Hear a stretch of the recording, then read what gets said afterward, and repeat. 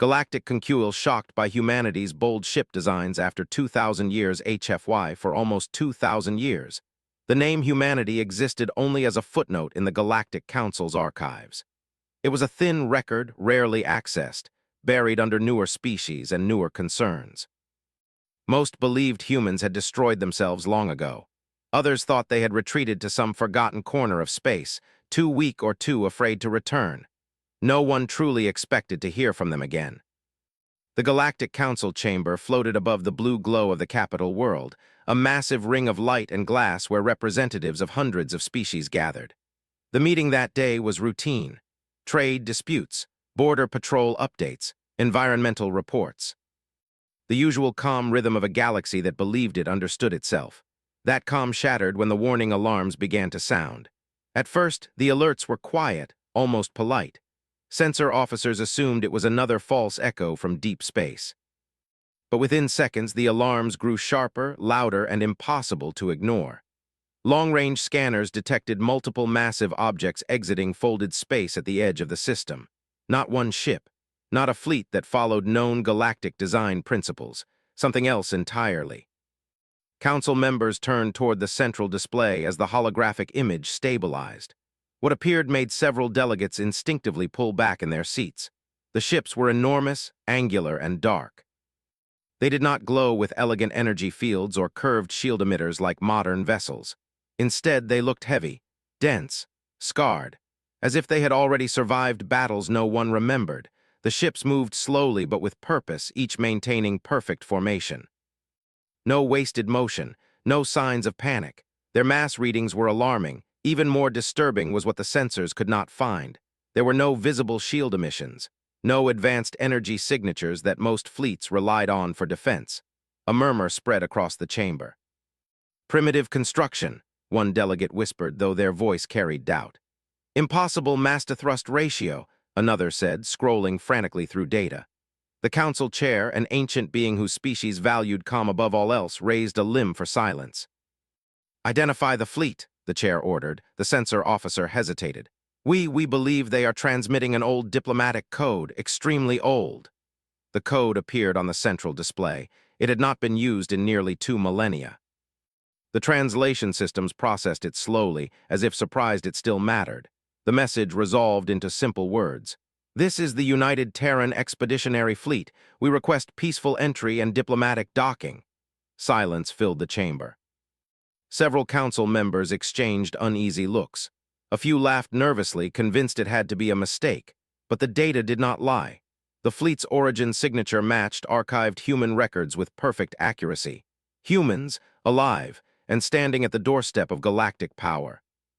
The council chair felt something it had not felt in centuries: uncertainty.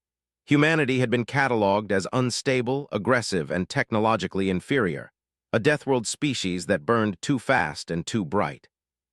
Their early ships had been fragile, over-engineered in some areas and dangerously lacking in others. That was the last image the galaxy remembered, yet the vessels now before them looked nothing like that memory. The chair authorized limited communication. A single channel opened. The human envoy appeared on the display. He was tall by galactic standards, wearing a simple uniform without decoration. His face showed age, lines earned rather than hidden. His eyes were steady, calm, and alert. "My name is Admiral Elias Rowan," he said. His voice was even, neither submissive nor threatening. "We come in peace. We request dialogue, not dominance." The council studied him carefully. There was no fear in his posture, no arrogance either, just confidence built on something deeper. Several council members whispered warnings. Others argued for immediate defensive measures. The ships might be traps, weapons disguised as relics. A test, but the human fleet did nothing. They held position, they waited. Minutes passed, then longer. Finally, the chair spoke. "You may dock one vessel. Any hostile action will result in immediate response." Rowan nodded once. "Understood." One human ship detached from the fleet and moved forward. As it approached the docking ring, observers watched every detail. Its hull was layered, each plate thick and uneven, as if designed to break away rather than shatter. Scars marked its surface, repaired but never hidden. It looked less like a sculpture and more like a survivor. The docking clamps locked into place with a deep metallic sound that echoed through the station. Engineers noted with surprise that the ship did not rely on energy-based docking assistance. It used physical reinforcement, old methods, reliable ones.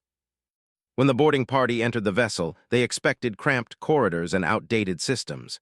Instead, they found wide passageways lined with reinforced walls. Pipes and cables were exposed, easy to access, clearly designed for rapid repair. Emergency lighting activated automatically as systems adjusted to foreign atmospheres. Nothing was hidden, nothing was fragile. The ship felt alive in a different way. A council engineer ran a hand along the interior wall. The material was dense, layered composite metal. "This could withstand direct impact," the engineer said softly. Admiral Rowan watched without interference. "It has," he replied. As they moved deeper into the ship, the differences became more obvious. There were no single points of failure. Every system had backups. And backups for the backups. Even the command bridge was protected behind multiple bulkheads, each capable of sealing independently. One delegate finally asked the question pressing on everyone's mind. "Why build ships like this? You could have focused on stronger shields." "Faster drives, cleaner designs." Rowan considered the question for a moment. "Because shields fail," he said. "Engines break, sensors lie. The universe doesn't care how advanced you think you are." He placed a hand against the wall. "This," he continued, "will still be here when everything else goes wrong." The words unsettled the delegation more than any weapon display could have. Back in the council chamber, reactions were mixed. Some saw humanity as a threat reborn.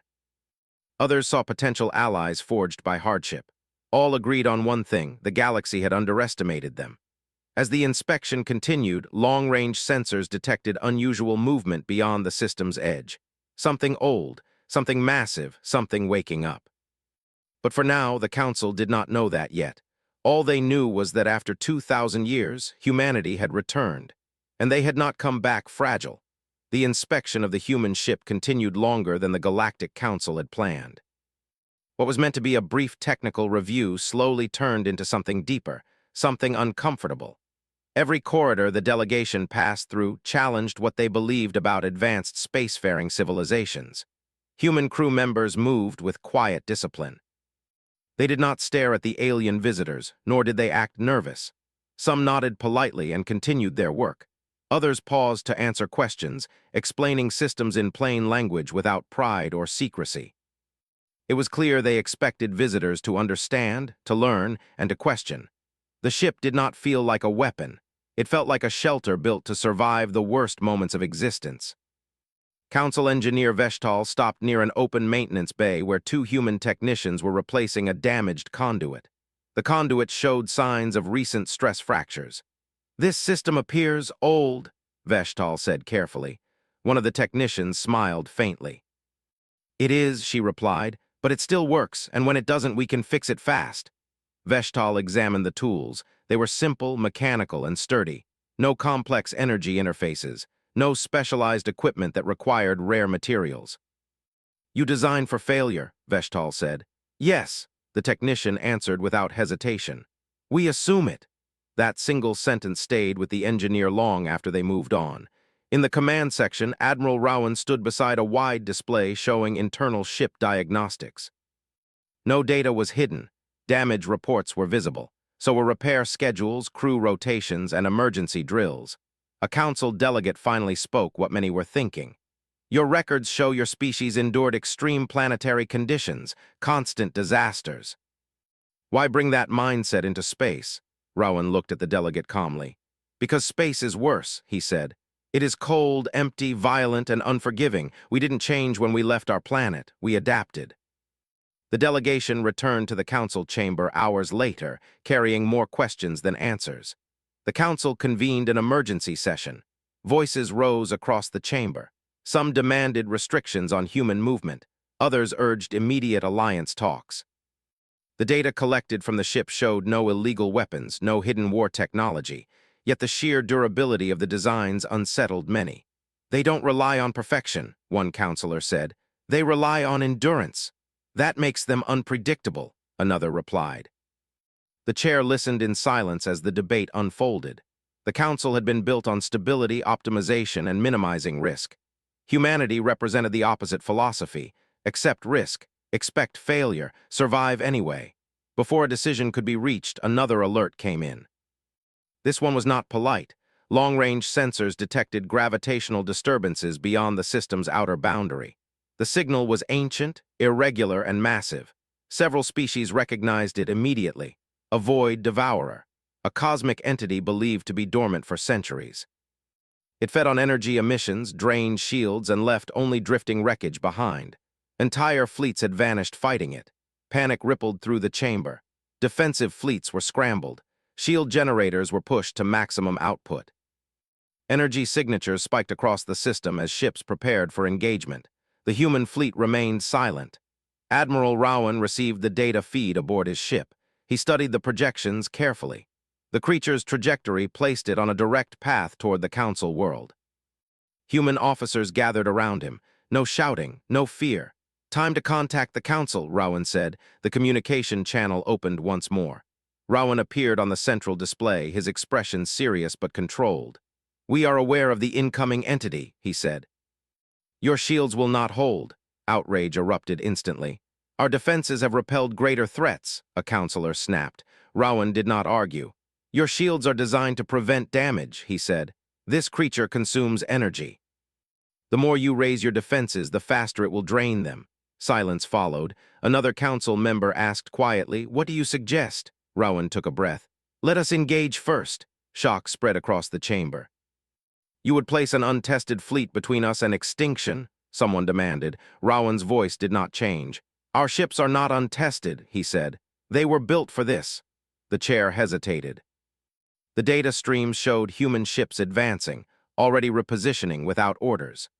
The Council's own fleets remained clustered defensively around the planet, shields glowing brighter with every second.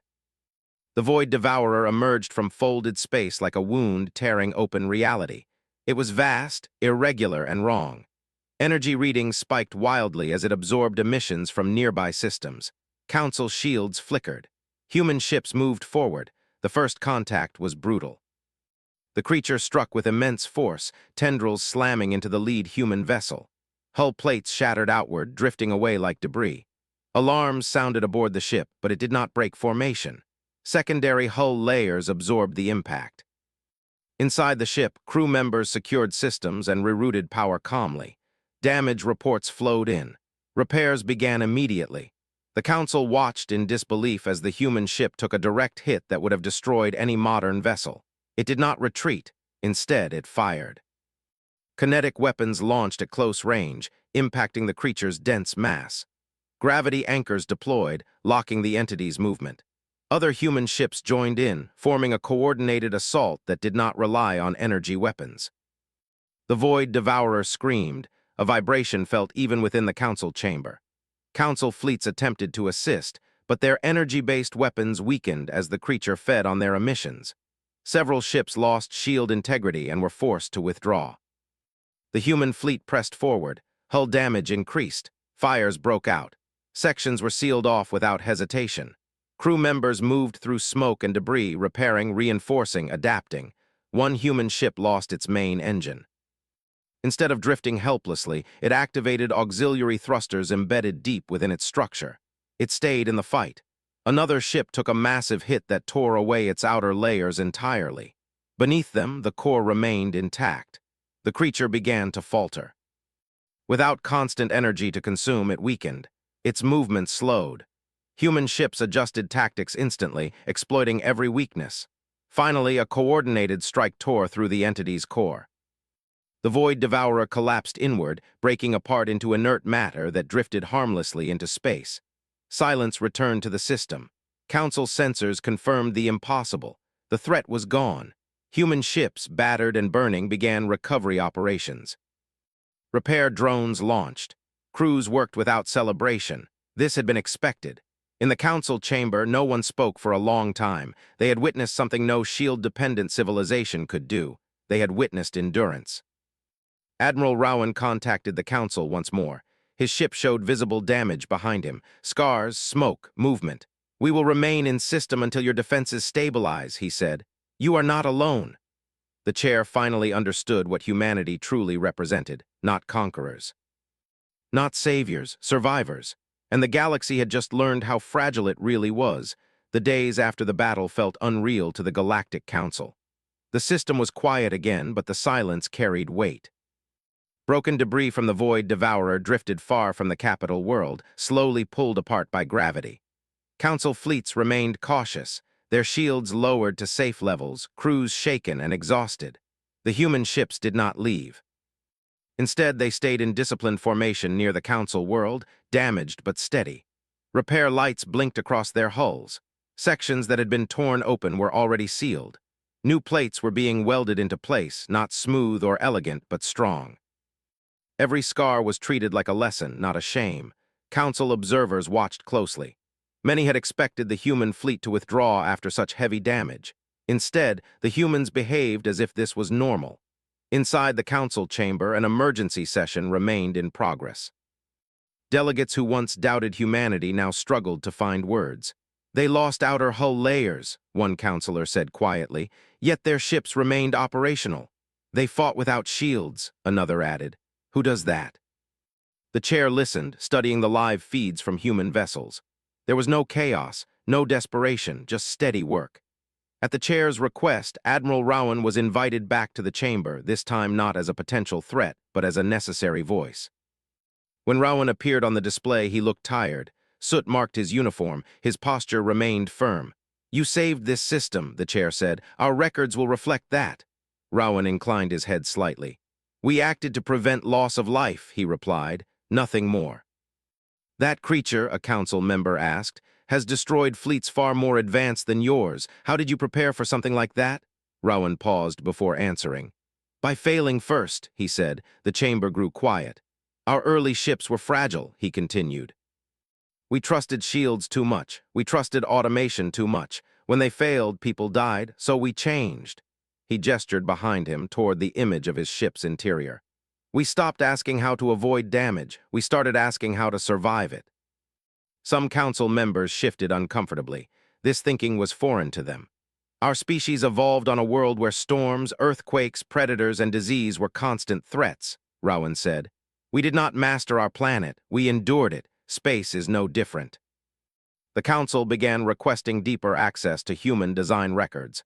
At first, this was framed as curiosity, then as necessity. Human engineers welcomed the interest. Joint inspection teams moved between council stations and human ships. The differences became clearer with every hour. Where council technology sought efficiency above all else, human systems valued simplicity. Where council designs minimized material usage, human designs accepted weight as a trade for survival. A council architect stared at a human bulkhead that was nearly twice as thick as standard regulation. This is excessive, he said. The human engineer beside him nodded. Yes, she replied. That's the point. Training simulations revealed another truth. Human crews drilled constantly for worst-case scenarios. Fires, hull breaches, power loss, navigation failure, even total command loss. Every crew member knew how to take over critical systems.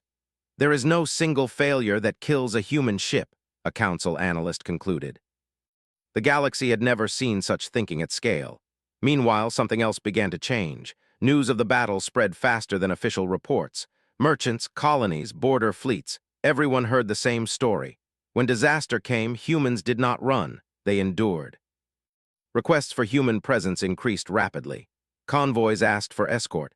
Frontier stations asked for joint patrols. Even proud species who once mocked humanity's ugly ships now watched them with respect. Humanity did not demand payment. They did not claim territory. They simply helped. This unsettled the council even more than conquest would have. Privately, the chair requested a personal meeting with Admiral Rowan aboard his ship. Rowan welcomed the chair personally at the docking bay. The contrast between the ancient, graceful council leader and the scarred, functional interior of the ship was striking. As they walked, the chair observed everything. Crew members saluted lightly and returned to work. Repairs continued around them. You do not hide your damage, the chair noted. No, Rowan said, we learn from it. They reached a viewing port that looked out over the fleet. Ships moved slowly, carefully. None were pristine, all were alive. Your species disappeared for 2,000 years, the chair said. Why return now? Rowan leaned slightly against the railing. Because we finally understood who we were. he answered. He explained how humanity had retreated after early failures, how internal conflicts, losses, and near extinction forced them to change their values. Expansion was no longer their goal. Survival was, cooperation was, preparation was. We realized the galaxy would not be kind, Rowan said, so we chose to be ready. The chair felt something shift inside its ancient mind. For centuries, the Council believed progress meant removing danger. Humanity believed progress meant facing it. That difference had saved them all. As talks continued, Council engineers quietly began rewriting design standards. New proposals circulated, reinforced hulls. Redundant life support. Manual controls restored alongside automation. Some resisted, others adapted quickly. Humanity did not push, they demonstrated. Then another report arrived. A border system had suffered a reactor failure. Shield-dependent evacuation ships were trapped, their energy drained by the collapsing core's radiation. Time was short. Without waiting for Council approval, a human task group redirected. They arrived first. Human ships docked directly with failing vessels, using physical clamps and reinforced corridors. Hull sections absorbed radiation damage. Crews moved civilians through sealed passages. Several human ships suffered severe exposure. None abandoned the mission. Every civilian survived. When the human ships returned to the capital system days later, their damage was worse than before, yet they arrived under their own power. The council chamber erupted in debate. They risk everything, one delegate said, for strangers. They plan for loss, another replied, and choose courage anyway. Humanity's reputation changed quietly but completely. They were no longer an unknown variable. They were a standard. As weeks passed, a phrase entered common galactic speech. If humans are there, we'll survive. Admiral Rowan received a final message from the Council. Humanity was invited to take a permanent advisory seat, not as rulers, not as enforcers, but as teachers. Rowan stood on the bridge of his ship, watching the stars drift past scarred windows. He thought of Earth. Of storms and oceans, of mistakes paid for in blood and time. Humanity had not returned to impress the galaxy. They had returned to remind it of something simple. Strength was not about avoiding damage, it was about standing after it. And the galaxy was finally ready to listen. The changes did not happen all at once. The galaxy did not wake up one day and suddenly become stronger. Instead, it happened quietly, system by system, ship by ship, idea by idea. And at the center of it all was humanity, not commanding, not forcing, but simply working. Human advisors arrived at council shipyards as guests. They did not wear symbols of authority. They carried tools, data slates, and old habits shaped by hard lessons. At first, many council engineers resisted them. Galactic designs had been refined for centuries. Elegant curves, perfect energy balance, minimum material waste. To suggest change felt like an insult. A senior council shipwright stared at a human schematic in disbelief. "This hull is heavier by 30%, he said. "It will reduce speed." The human engineer beside him nodded calmly. "Yes," she replied, "but it will still exist after impact." That answer frustrated many, yet the memory of the Void Devourer had not faded. Nor had the image of human ships still moving while shielded fleets retreated. Slowly, experiments were allowed. A single patrol ship was rebuilt using partial human principles, thicker hull plates, manual control backups, independent life support nodes. It looked strange when completed, ugly some said, but when it underwent stress testing, the results shocked everyone. Systems that normally failed catastrophically now failed slowly, giving crews time to react. The ship did not die easily. Word spread. Training academies began inviting human officers to speak. Admiral Rowan refused ceremonies and honors, but he agreed to teach. He spoke plainly, without drama. "Things will go wrong," he told cadets from dozens of species. "Your plans will fail, your tech will break. If you accept that early, you live longer." Some cadets listened with curiosity, others with fear, a few with deep understanding. Meanwhile, humanity's advisory seat at the council changed the tone of meetings.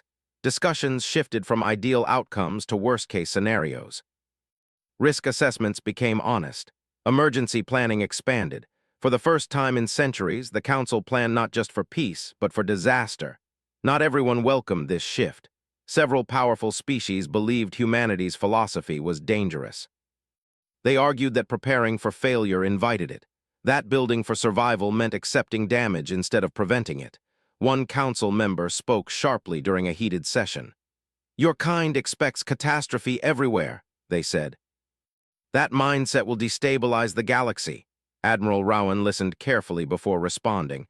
"We don't expect catastrophe," he said. "We respect it." The words settled heavily in the chamber. While debates continued, real events tested the changes. A trade route collapsed after a navigational anomaly shattered multiple relay stations. Ships were stranded in deep space, supplies running low. A joint fleet responded. Half were older shield-focused designs.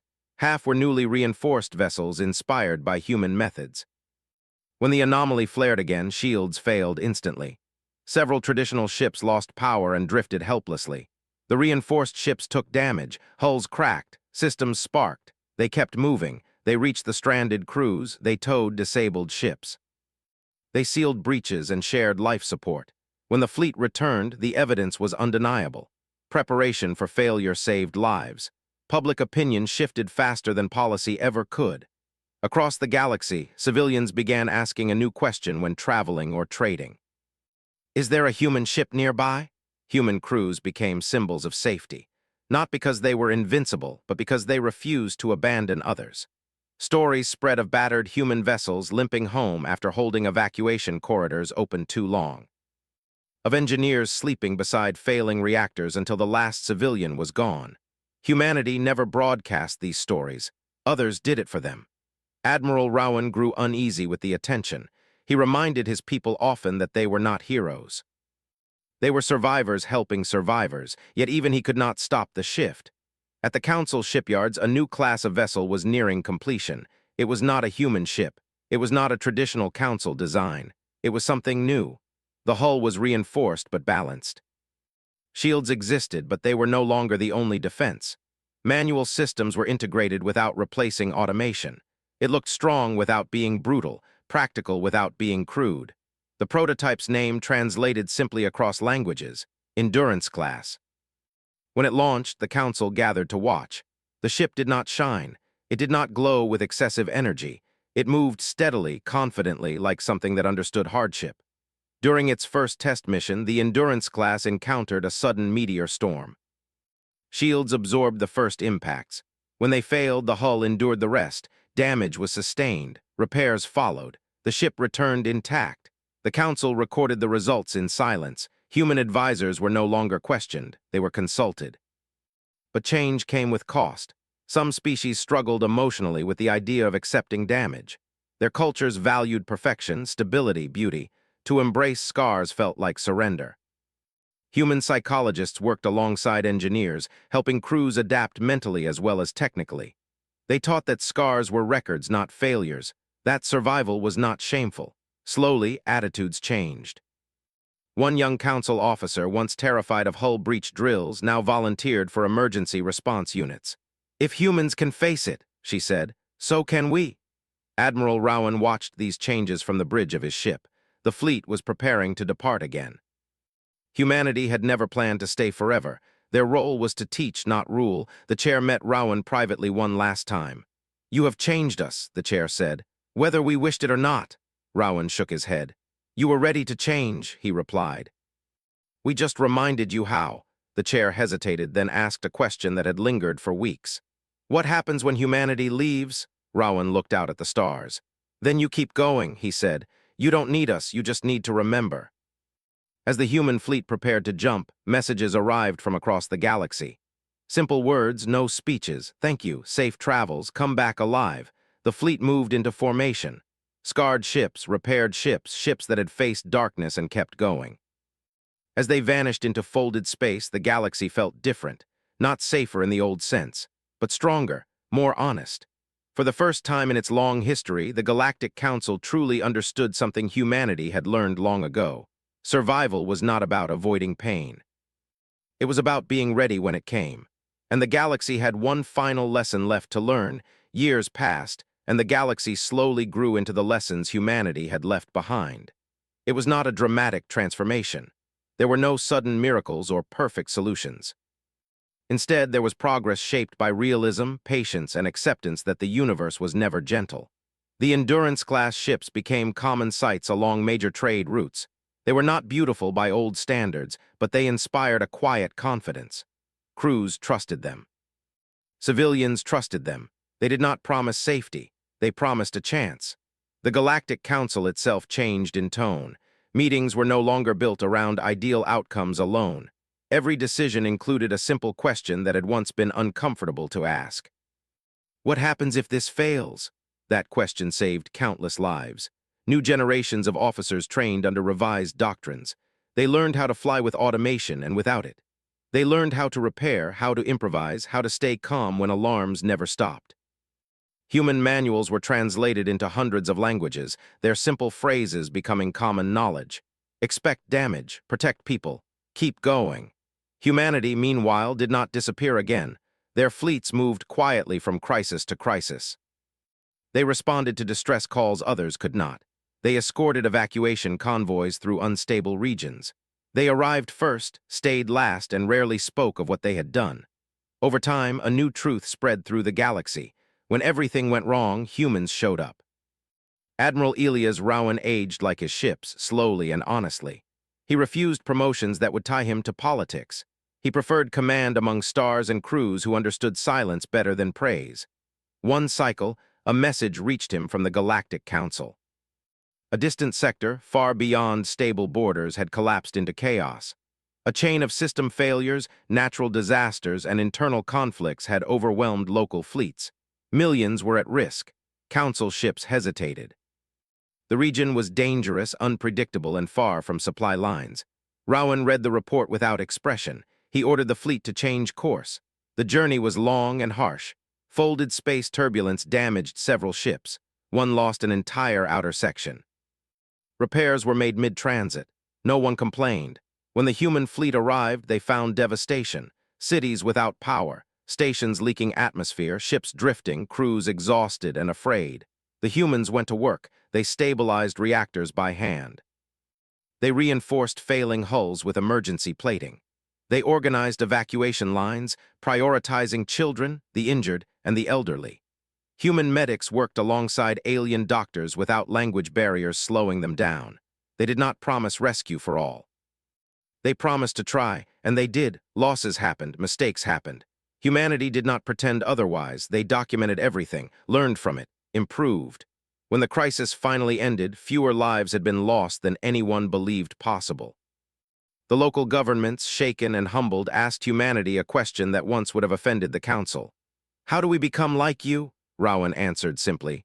"You don't," he said. "You become yourselves but prepared." Back at the Galactic Council, a formal proposal was introduced.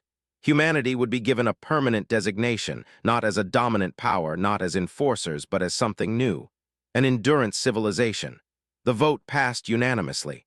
The designation carried no authority. No special privileges, only responsibility.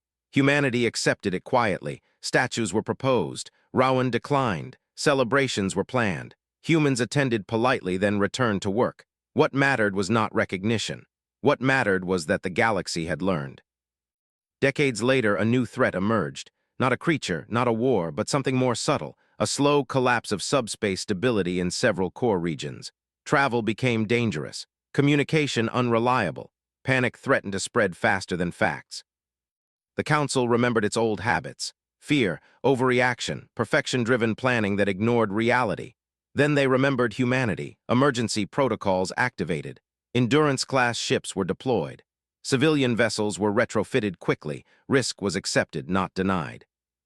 Damage occurred. The galaxy endured it. Human advisors guided but did not lead.